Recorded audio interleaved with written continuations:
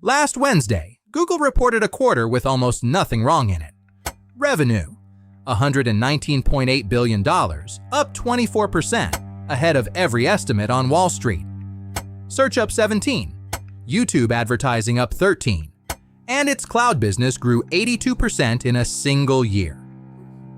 The next morning, the stock fell more than 6%. Nothing broke. Read that again. Nothing broke. Investors got everything they asked for, found one line they did not like, and sold anyway. That line was the spending. Google raised what it plans to spend this year on chips and buildings to as much as $205 billion. And Google is not the biggest spender in this race. Put it next to Amazon, Microsoft, and Meta, and those four companies will spend roughly $725 billion this year on machines that do not pay for themselves yet. Tonight, two of the four have to stand up and defend that number. $725 billion. So break the number into four, because $725 billion is a figure nobody can picture. Amazon, about $200 billion this year, going predominantly into AWS. Google, $195 to $205 billion after last week's raise. Microsoft, tracking near $190, with analysts expecting it to guide next year toward roughly $220. Meta, $136.7 billion, a guide it lifted by more than $10 billion mid-year. Last year, those same four spent about $410 billion. So this is not growth. This is a 77% jump in 12 months. And here is the part that should stop you. That $725 billion figure is already out of date. It was calculated before Google raised its own number. The real total is bigger than the scary one, and nobody has updated the headline. 77%, 12 months. So, who is paying for it? Last Monday, reports emerged that Nvidia, the company that sells the chips, is in talks to guarantee as much as $250 billion of debt, not its own debt. The debt behind a data center campus in southern Ohio that OpenAI intends to rent. 10 gigawatts when it is finished, roughly 10 nuclear reactors worth of power. Here is why Nvidia's name is on it at all. OpenAI does not have an investment-grade credit rating, and it is projected to lose about $14 billion this year on around $25 billion of revenue. Lenders would not write that check on OpenAI's name alone. So follow the loop. The chip maker guarantees the money. The money builds the site. The site rents to OpenAI. OpenAI buys chips from Nvidia. Nvidia books the revenue.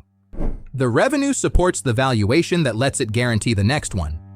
Credit analysts have a name for that shape. They call it circular financing. $250 billion, guaranteed by the seller. Is anyone actually acting on that? Or is it just a scary word? There is a number, and almost nobody outside the credit desks watches it. When investors want protection against a company failing to pay its debts, they buy something called a credit default swap. The price of that protection on Nvidia, the most valuable company on earth for most of the past year, was about 40 basis points at the start of July. On Friday the 25th, 68. On Monday the 27th, 82. A record. The biggest single-day move since that contract began trading last November. In 27 days, the cost of insuring Nvidia's debt roughly doubled. Notice the symmetry. Google's cloud grew 82% and the market sold it. Nvidia's default insurance hit 82 and the market sold that too. Same number, opposite meanings. That Monday, Nvidia closed at $196.51, below 200, and lost the title of most valuable company on earth to Apple. 40, 68, 82. Now the other side, properly, because the bubble story is the easy one and it is not obviously right. First, vendor financing is not exotic. General Electric did it for decades. The telecom equipment industry was built on it. A company with an enormous balance sheet helping a customer afford a large purchase is ordinary capitalism. What is unusual here is the scale, not the shape. Second, the demand is not imaginary. Google's cloud grew 82% because customers paid for it. Amazon's AWS grew 28% last quarter, its fastest pace in 15 quarters, and Amazon says demand still outruns the capacity it has built. Third, the thing being bought is real. Railroads were overbuilt in the 1870s and investors were wiped out, but the country kept the railroads. Fiber was overbuilt in 2000, and everything you are watching this on still runs across it. A boom can be badly financed and still leave something enormous behind. 82% paid by customers. Which brings us to tonight. After the closing bell, Microsoft and Meta report. Tomorrow, Apple and Amazon. And for Apple, that is Tim Cook's final earnings call as chief executive before John Ternus takes the job on September 1st. 4 companies, 2 days. And the earnings themselves barely matter. Both Microsoft and Meta went into today with a beat already assumed. What moves is the guidance. Watch 2 lines. 1. Whether Microsoft raises next year's spending toward that $220 billion, and whether Azure's growth keeps pace with it. 2. Meta spent $19.8 billion in the first quarter against expectations near 28, while raising its full-year guide.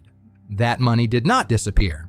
It is still coming, which means the back half of this year is loaded. Google already ran this experiment for everybody. It delivered the best quarter it has ever had, and the market still asked what it cost. 4 companies, 2 days. So take one rule out of this video and keep it long after this week. When a company starts financing its own customers, ask a single question. Who is the real customer? If the answer is someone the seller had to guarantee, that is not demand. That is a loan wearing demand's clothes. And be careful with it, because this is not an accusation. Nvidia has broken no rule.